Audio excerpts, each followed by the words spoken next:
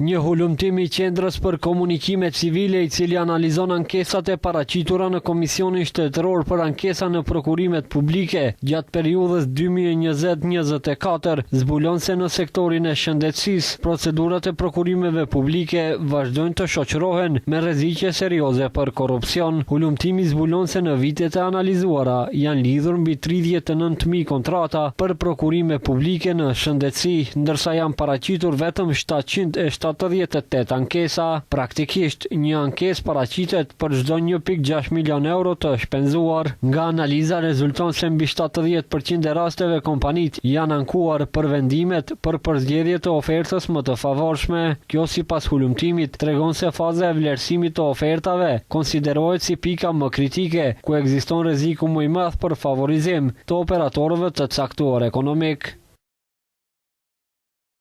Në Republikën e Maqedonisë së Veriut ekzistojnë 110 institucione shëndetësore, ndërsa në 5 vitet e fundit janë paraqitur ankesa për procedurat e prokurimeve publike kundër 99 prej tyre. Ndër institucionet me numrin më të madh të ankesave veçohet Spitali i Përgjithshëm i Qytetit të 8 Shtatori në Shkup me 58 ankesa, i ndjekur nga Ministria e Shëndetësisë me 40 ankesa dhe institucioni publik nga fusha e shëndetësisë për nevojët e institucioneve shëndetësore publike, klinikat universitare, institutet dhe qendra urgjente në Shkup me 31 ankesa.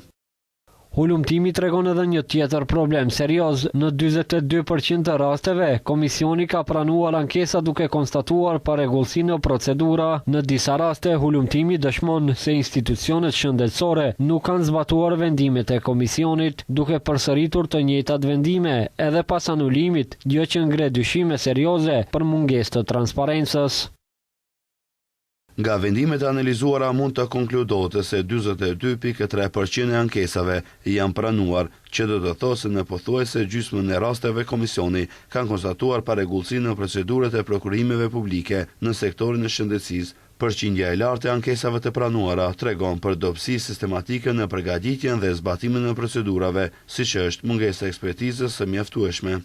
Një tjetër dobësi e zbuluar nga ky hulumtim është fakti se në rreth 40% të tenderave ka vetëm një ofertues, ndërkaq konkluzioni i hulumtimit është se sistemi i prokurimeve publike në shëndetësi ka nevojë urgjente për reforma, forcim të kontrollit dhe për rritje të transparencës në mënyrë që të parandalohet korrupsioni dhe të mbrohet interesi publik.